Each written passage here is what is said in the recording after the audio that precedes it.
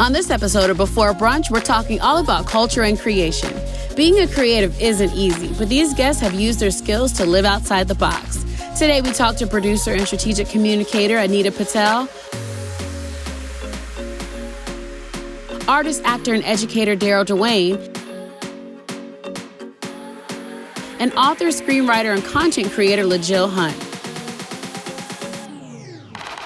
Thank you all for joining the show. Excited for y'all to be here. Y'all nervous? Y'all good? I mean, I'm glad to be here. Maybe a little nervous. Okay. So I want to just kind of go ahead and jump right into it. When did you walk into your creative path? Like, each of you do something so unique and different and have such a great story. So when did you walk into that path? And tell us what you do. Well, thank you first for having me on the show. But I think ultimately, I've been walking my creative path literally since I was a kid.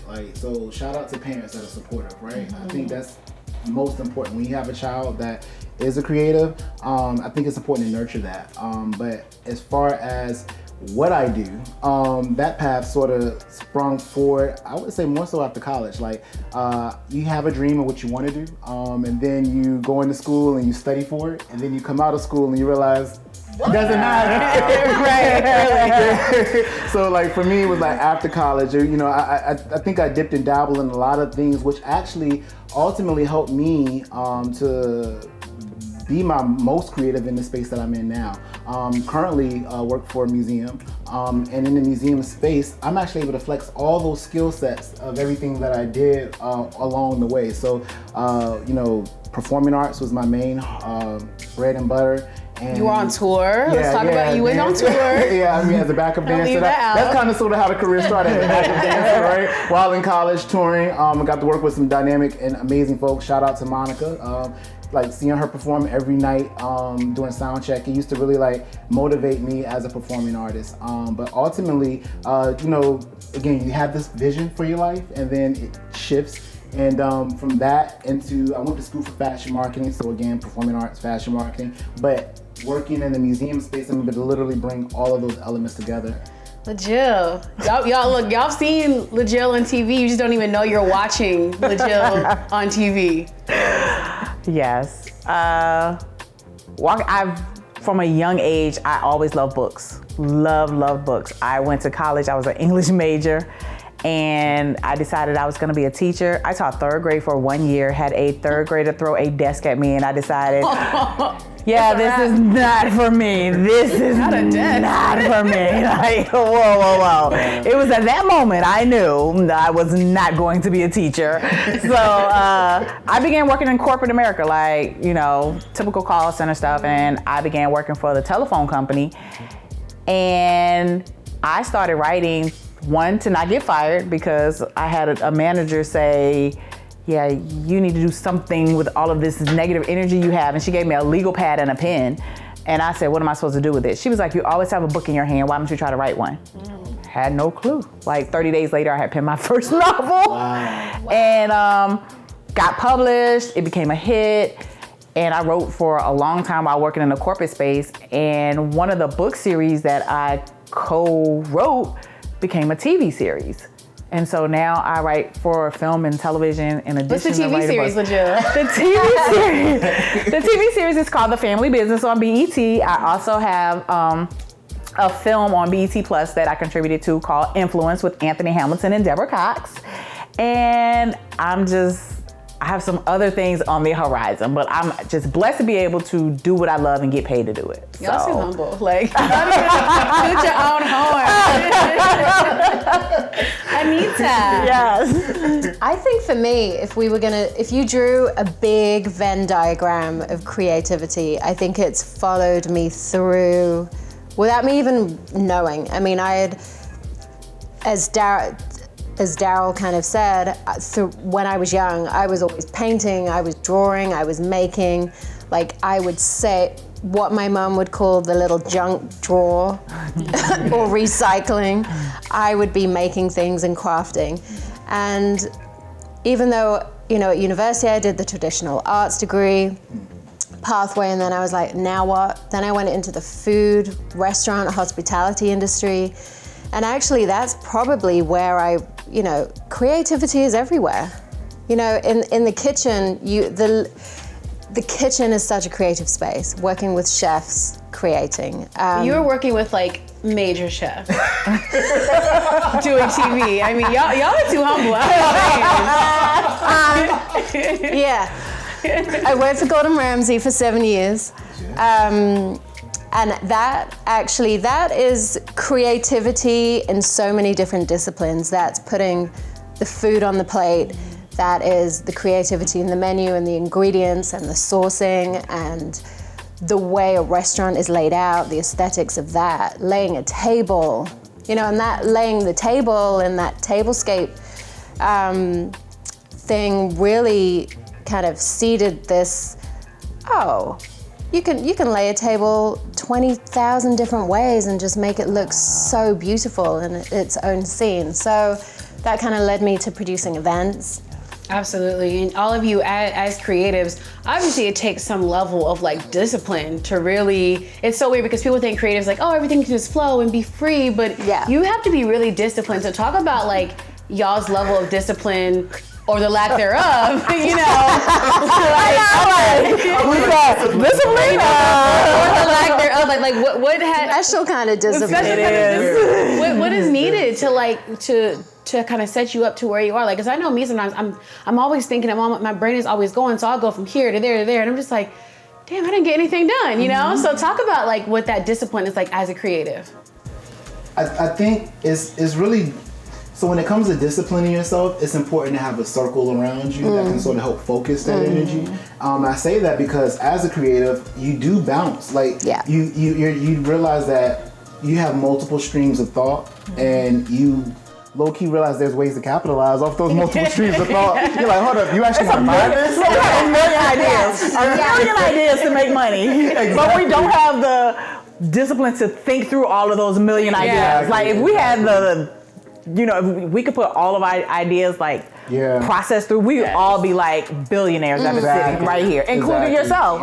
And I think part of being a creative is just, getting it out, right? So getting the foundation of that dream out, and then having that A-minded person to come and say, okay, well, you're stronger in this. Let's focus on this, and then we can sort of help you navigate. I'm gonna be honest, my A person was my mom. So like my mom was like, okay, it's great that you dancing and stuff, but you still gonna go to college. Like, you're gonna break a leg. I love that you're touring with these celebrities and doing what you're doing, but you that's not guaranteed. And I was like, well, I'm gonna be an actor and I'm gonna do TV. That's great too, but you might not book a gig. So you need a person to be like, so you're gonna go to school, bring you back to reality. Exactly. Yes. And then school helps, and I don't, about my other creatives here on the couch, but school helps to sort of underscore that structure, right? Time management. Exactly. Because then going to school is like, wait a minute, college is all you. You don't have a teacher on you like you do in high school, or your parent in your ear like you do in high school. So it helps you sort of figure out how to best structure your life, and it introduces you to some other things avenues that you didn't think you may be able to pursue. Yeah. Definitely. Those organizational skills are really important. And just the trajectory of moving in the events world, production space, and working, for example, I worked on a year's project which had 8 figures every time we produced something. And like an 8-figure budget is insane. Right. And I was, for many reasons, but I'm not a maths person. Ooh. I think we're all kind of bad. Are you bad at numbers? Yeah. Oh my God. Yeah, but you know how to spend the money. Right. Yeah. No, but now I know how to look at an Excel.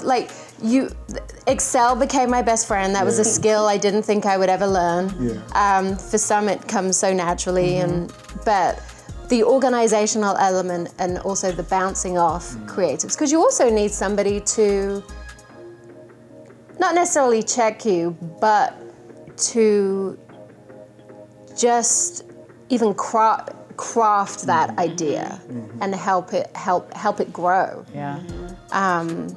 Because you also don't want to stay in this box, which none of us are. Someone that's going to support your growth while not trying to dim your light. Yes. That's the ultimate. Yeah. Right. So I would agree. You need that person who you can I'm thinking about doing this, and they're creative as well, and you can trust them with your creativity. Trust is a big thing. Not worried that they're going to run off with your idea, but also help you to support you. In writing, you have beta readers that as you're writing, you send it out and you have them read it. I don't have yes people. Like people will be like, oh, can I be your beta reader? Right. No, because I don't need a yellow. Like my last project, my beta reader sent it back. She was like, this is trash. Ooh, and you need And that. I need it. And I was like, that. what? She was like, I don't feel for these characters. I don't even like them. You haven't even given me a reason to like them. They're just like people on paper. And I'm like, ugh, I don't like her. She wouldn't even be my friend. So I had to go back and then I had to add a chapter before to give them a reason. She was like, oh my God, I love her. I just added a chapter before. Like, wait, now she's your best friend? Yeah. But had she said, yes, oh my God, yes, yes. She was like, it's trash. I don't like it. Like, whatever. And here I am, I'm like 28 books in. Trash, I don't like it. And I got something on TV. It's like trash. But this is on another part, ego. You can let ego. Oh yeah, Oh, you cannot let yes. ego. Yeah. You wanna be a Definitely, you successful can. artist. And a lot of people don't understand. Creatives, they look at us, but we don't get days off. Because even when we sleep, Your brain is thinking, always like, our going. brain, like Saturday, Sunday, Monday, Tuesday, where every single day we work 24/7. And so for people to be like, oh my God, like you just write books. I don't get a day off because even when I'm not in front of a computer, like even when you're not teaching choreography, you're thinking, every time you hear a song, you immediately say, what move can I do to this beat? Every time you see a food commercial, you say, how could I do this? How could I tweak this? They messed that up because you're critiquing or you're editing or you're doing it because your brain constantly moving. Like, what do you guys do when you hit this like creative block? Because I know for me, like earlier this year, I was just feeling so frustrated because I couldn't like think and produce like what I wanted. And it's like I knew what I wanted, but I couldn't get the thoughts out. I couldn't formulate, and I was just like, I hit a brick wall. So I feel like I just had to take some time off and be like, you know what, I'm not even gonna focus like on this or whatever it is I want to do. I'm gonna just take some time for me and like decompress. So like, what do you guys do when you hit that wall? I know for me, that's a tricky space to be in because it's not so much sometimes that you don't have a creative thought, it's you just don't know how to execute it. So you feel low-key overwhelmed for me. Or translate it. Yeah, it's like I hear it, I see it, and again, as Anita said, we work in so many different genres as a creator. So while I might dance might be like my fortitude, like I work in the museum world, and what I do in the museum world is a little bit of everything. So I might be working on a project where like I'm trying to do some amazing community event, right? And I want to bring in a panel, and I see what I want to do in my head, but I'm like, I can't envision the people that I need to play. Who would complement who best, and who's going to give me the most versatile conversation that'll lend itself to where the community can connect to it, right? So it's one of those things where it's a tricky space because it's more about, for me as a creative, it's more about execution. I always go back to where did I start? My first book was written pen and pad. So if I sit in front of a laptop and it doesn't come, wait, why am I in front of my laptop? Let me get a pad and pen. So now my daughters call me a notebook hoarder because I have like stacks and stacks of notebooks. But if ever I get like, I call it the blank page because you will stare at that blank page forever. But if you got a pad and pen, and even if it's not a complete sentence, you write down names like, oh, her name will probably be, or his name will probably be, or whatever. And oh, they're married, and oh, she cheated, and oh, his baby mama came back. And like, so next thing you know, it's a whole story like on a pad and pen. And now when I sit down, it's here. Yeah. So a lot of people say, well, I want to write a book. How do I write a book? Where do I start? You start with a pen and pad. You don't need a laptop, you don't need a MacBook, you don't need any of that. You need a pen and pad. And you can write from anywhere. You write in your car, you can write in the bathroom, you can write in church, you can write wherever you want. Not in church. Like, so that's it. Let the Holy Spirit use you. Yes, exactly. Amen. Okay. Amen. Yes. So, and that's it. Like, you always remember where you started. The first time you wanted to host a show, what made you, where were you? Like, you go back to that space and you remember why you started. And that will always spark something in you. I love that. Yeah. Yeah, and I keep sketchbooks.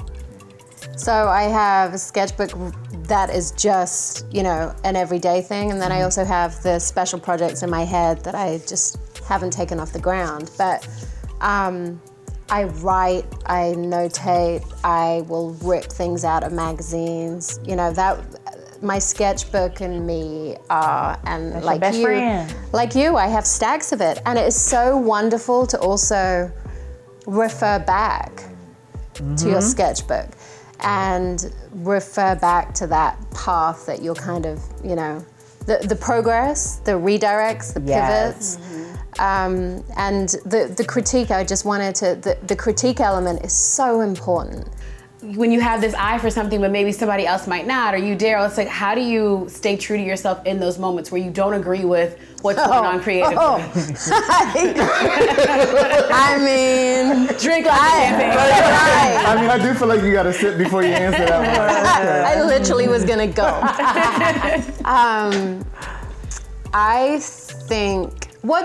think also what is very interesting is that as I've grown older and as I've also gained a wealth of experience and worked for different clients in different industries, you also get the courage to advocate for not just yourself, but that creative element.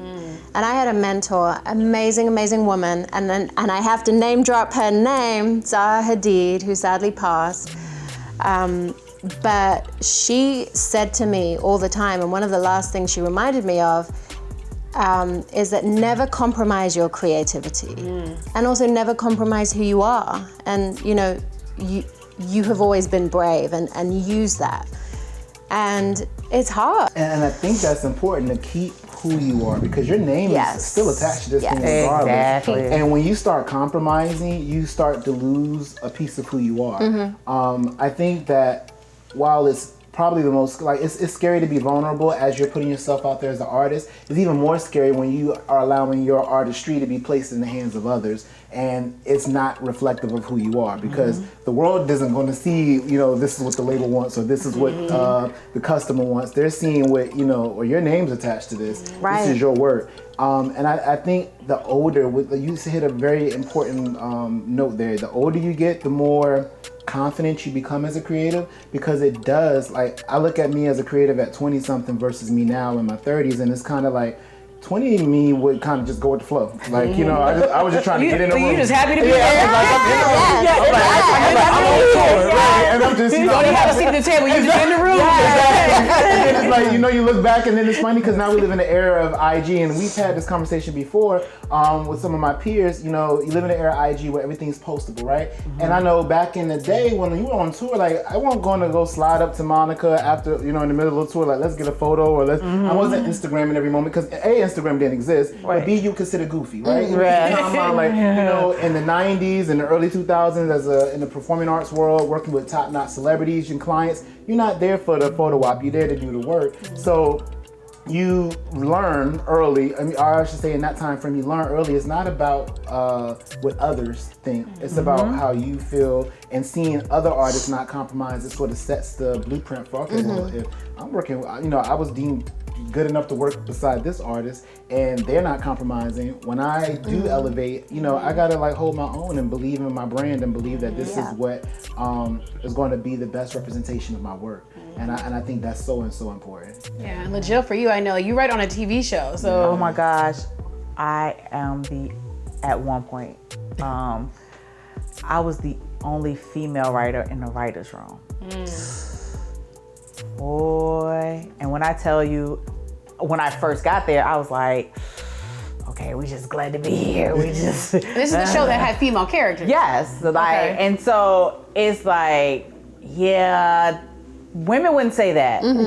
Women wouldn't do that. Like, no, women don't like, that's, she. And so at first, they'll be like, we know, like, I know you know, but you're not a woman. Right. So, and then there's, not only am I explaining what women, they're more like, sex sells.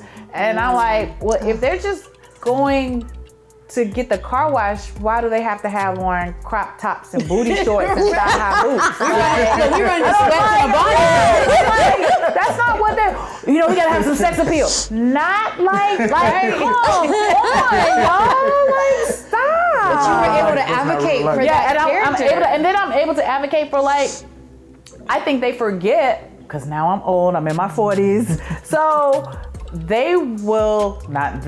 at one point, they were forgetting the older couples have opportunities for romance as well. Like, if they have children that are 30, obviously they're getting it in, so they're still married. Don't we want to show that? Right. Don't we want to show like black love? Like, if we're gonna show black love, let's show them they've been married. Like, hey, whatever. Let's put them in the jacuzzi, drinking wine. So they call me the heart of the writer's room, because I get it. It's like a mob show, but come on. But how amazing is that, though? You've been able to be in that space, and because you didn't compromise, because plenty of women would have been like, okay, look, girl, I'm just happy to be here. We'll go for it. So the fact that you stood up and you wanted to keep that creative element, now, like, you've added this, you've made yourself stand out and made yourself invaluable. Yeah. It's hard being the only female sometimes in these male-dominated spaces.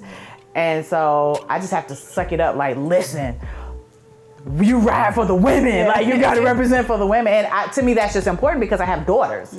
So that's a whole nother, like, I don't want my daughters to think like this is how women are. No. Yeah. No. Yeah. They need sweats and no. You don't have to put on thigh-high boots to go get your car washed. I think another key element too is like that trust factor. Like, you want to be able to build trust with people and then people to trust you. I remember when me and Daryl first started working together, like doing some TV stuff, and it was just like Daryl would like try to like put me in like these looks, or, you know, fashion week, all this stuff. I'm just like, oh my gosh, Daryl, I don't know if I'm comfortable in this. Or he's like, no, it's great, it's fine, trust my eye, trust me. I'm like, all right, I trust you. And lo and behold, it'd be like a hit, or like there would be something where he was first started learning TV, and I'm like, Daryl, let's do that. He's like, I don't know. I'm like, Daryl, trust me. And then it ends up being a hit. But you have to like start building those relationships and that trust with people to be like, okay, if she has an eye for it and she sees it, or if he has an eye for it, we're just gonna go for it because I know he's seeing something or she's seeing something that I don't see. Yes. Yeah. That's so important. Trust in the gift. Trust in those Exactly. in their gifts. Yes. Yeah. And allow people to stay in their, like, you stay in your lane, you stay in your lane, because there are some times where people, because they may have been doing something longer than you, does not mean that they will do it. Come on, word. And in the fields that we work in, the States, there's so many people like, well, I've been doing this for 40 years. Okay, it's probably time for you to educate anyway. Like, the powers that be for the networks will tell you there's not an audience for that. Like, sir, but you. What? Right. Ooh. Yeah. But have no. Look, the advertisers won't. Okay. Yeah. Yeah. Okay.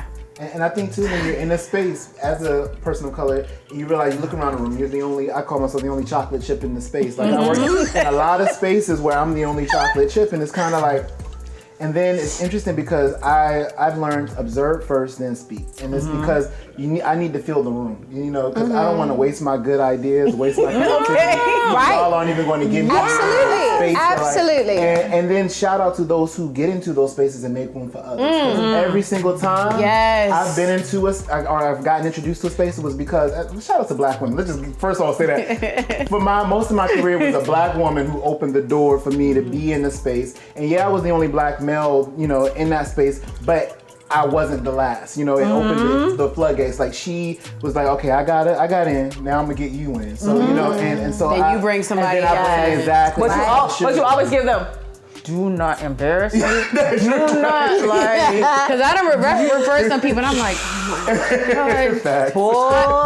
I know. So honestly, now I barely like refer. Well, let me clarify that. I don't not refer people. It's just that I need to know that you're playing with the full deck, because when I put you at the table, you're a reflection of me. I don't care what else you got going, you're a reflection of me, because they're gonna look at me like, why are you bringing Joe Blow from the... and it's embarrassing because now you haven't seen people perform. So now I really don't refer people who I haven't seen perform in the space that I'm being asked to invite somebody in. Yes, because you're not about to get in there and embarrass me. Now, I'm all for giving people opportunity, but at the same time, like, as a creative, you're like, you know, some things fly a little more than traditional spaces, but it's only so much. Exactly. And then they're gonna look at you sideways because Like, you running with the riffraff?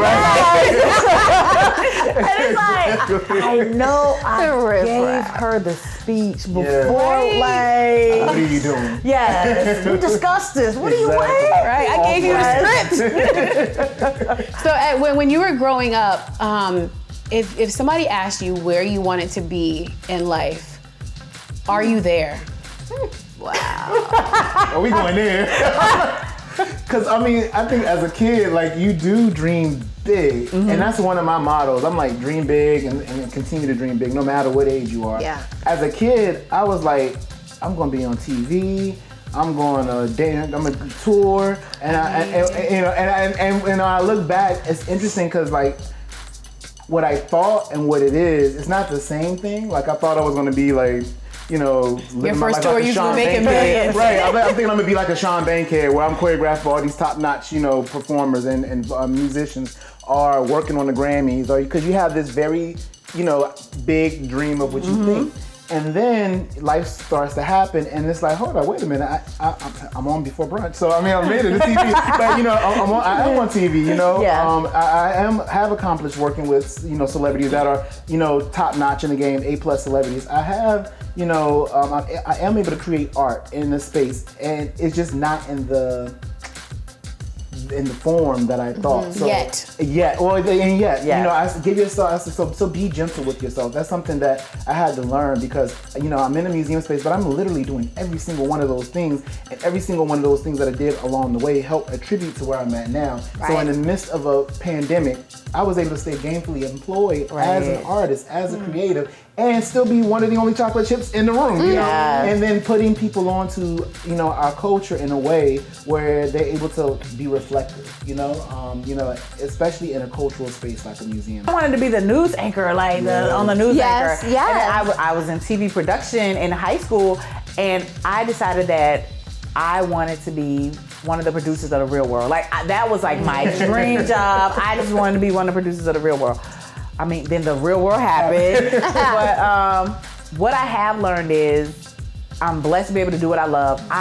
Who would have thought I would? I would have never imagined when life happened that I would actually be doing what I do now. But also, I realized there are things that I thought I wanted to do, and I realized, no, sis, that is, You got a taste of it. like, I love writing scripts. Like, I love writing books. I love writing scripts. I hate being on set when they film because that is the most boring in the world. Like, I hate when they film. I just want to give a script and move on to the next. Because first of all, why do we have to shoot the dining room scene 5 times? Because we have to get it from this angle, and if someone messes up, and then we have to get it from this angle, and let's see if we move here, and this and another. And then the next day is the same dining room scene. We have to have like, okay, yesterday was this much water. When we have it tomorrow, when we set it up, it has to be this much water. Like, it's so many dynamics in being a director and a producer that I never, no. Like, that is not my lane. I don't want to be there. I don't want to be Ava DuVernay, Lena Waithe, none of them. Don't want to do it because I don't want to. People actually be like, don't feel sorry for me. The check still clears the same. Exactly. Thank you. But you'll be surprised, like how many people think like because you don't want to be up here, like they don't understand. Like, do you know what that all comes with? Right. I think creating has taken me on this pathway I didn't expect to be where I am now. One of the things that I have always loved and has always been a part of me growing up is also creating impact and putting something out there in the world that either, not necessarily looking at legacy, but, you know, changing someone's mind, changing mindsets. And so for me, I think I'm not where I thought where I would be, but I'm really happy where I am. And I'm happy that I still have the space to be able to create and put things out there in the world, that I have people around me who will honestly critique me, check me, and encourage me. And and I think that's really important for the growth. Yeah. Yeah, that growth mindset is key. I really appreciate y'all sharing your creative thoughts. I know we had an expansive, hot topic discussion, so I really appreciate you all, and thank you so much for joining us. And thank you all for tuning in. For more information on Before Brunch TV, you can log on to our website and follow us on social media at Before Brunch TV. We'll see you next time.